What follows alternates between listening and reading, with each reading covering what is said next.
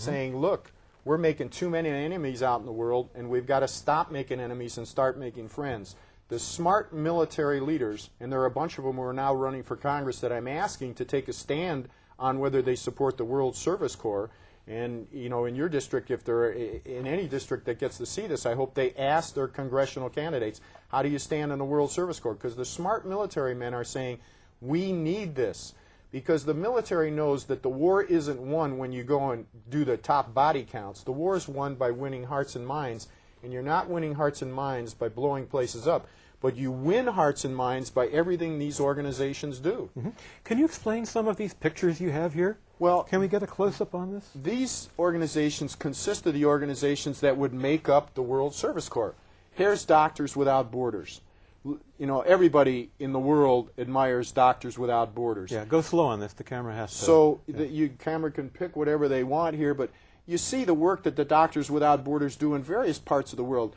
So through the World Service Corps, say a kid came in and wanted to get some sort of medical training. They might say, I'm going to apply to the Doctors Without Borders through the World Service Corps so I can get my scholarship at the end, I can get some stipend at the end of doing my service. If they accept them, then they get training and they go out and do good in the world. Here's Rwandan and African refugees. And if people know about Darfur and Sudan, you know there are millions of people dying over there for lack of food, lack of water. And Darfur, what's the figure? Well, it's in the, you know, the numbers I hear are always astronomical. Right. It's millions when you put and it you all don't together. hear anything about that from the government. No, the news doesn't cover much of that. It's ignored. Are we doing anything about it? Are we sending any people there? Is anything being done about this? Very little. I asked some of your camera crew earlier how many people they thought were in the Peace Corps doing work like that overseas. And some people thought 10 million Peace Corps volunteers would serve and 1 million volunteers would serve, 100. There have only been 180,000 that have served and trained. The government, this administration gives that 180,000, 178,000 number is served and trained.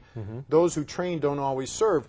But Africa certainly needs more Peace Corps volunteers to deal with this kind of thing. And if you had 100,000, you could take care of a lot of these problems that exist.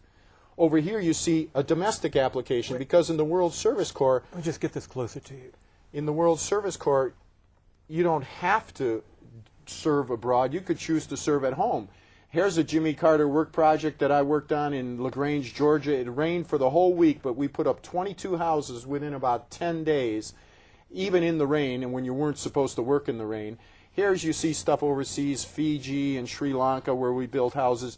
And these kind of things, when you build a house for a foreigner, they never forget you. And if a terrorist comes into that village and says, kill the Americans, hate the Americans, and their house was built by Americans, you don't ever have that problem again. How much would it cost to build a house like that? Well, overseas, the average cost of a Habitat house runs around $6,000 to $8,000. In America, it runs around $48,000.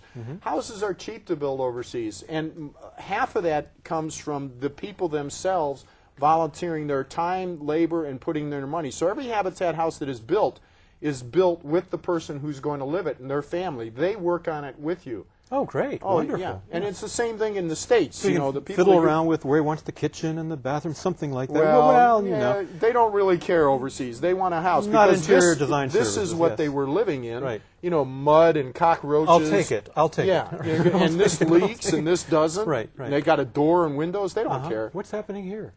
Well, this is the streets of Bombay where you see beggars, which are everywhere in Bombay, and the hutments. These are hutments that are built out of cow dung and mud. Cow dung and mud, when mixed together, withstands the monsoon rains better. Right. Comment on Mumbai. I was in Mumbai a few years ago, and I had to be spirited outside of town because of the riots that broke out. And as I was going out of town, miles and miles of slums that I could not even imagine.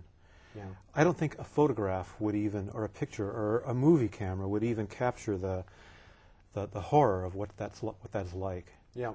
Yeah. Yep. The first time I saw it, in the first monsoon that came, you start understanding more when you live through a monsoon there, because these poor people often make moonshine liquor, and when they make moonshine liquor, they'll mix battery acid and orange juice. Why do and they do anything, that? Just to get it fermented, and because No, they don't. why do they drink moonshine liquor? To make money. They'll sell it.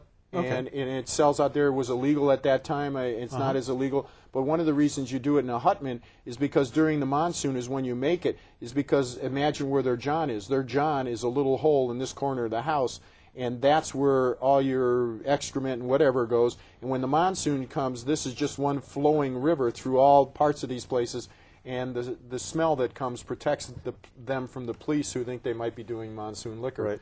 Okay, we'll go on to this chart. That's good. Okay. This is a shot of AmeriCorps work, and you see AmeriCorps volunteers who clean up things in America and teach kids, Teacher Corps through AmeriCorps. Again, another organization that you could volunteer into through the World Service Corps, and you see the good that they do.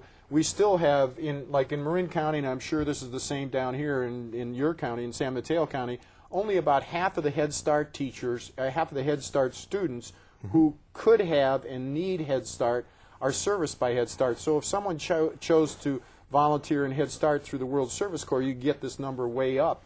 And also the other students who need teaching. You see shots of Appalachia in places, again, that also are pockets. Here in America, I think I refer to it as pockets of poverty that need work. Overseas, you have areas of poverty that need work. When did Ed Koopel pass away? He passed away in 1976. And what would he feel about the work you're doing here?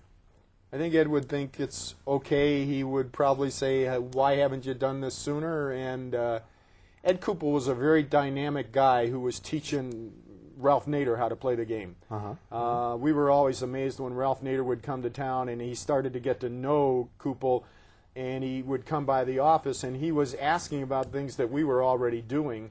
And Ed was always trying to get Nader back then to buy a printing press like we had out in the garage. We had one of those old, oily, big printing presses, filled a garage the size of the studio.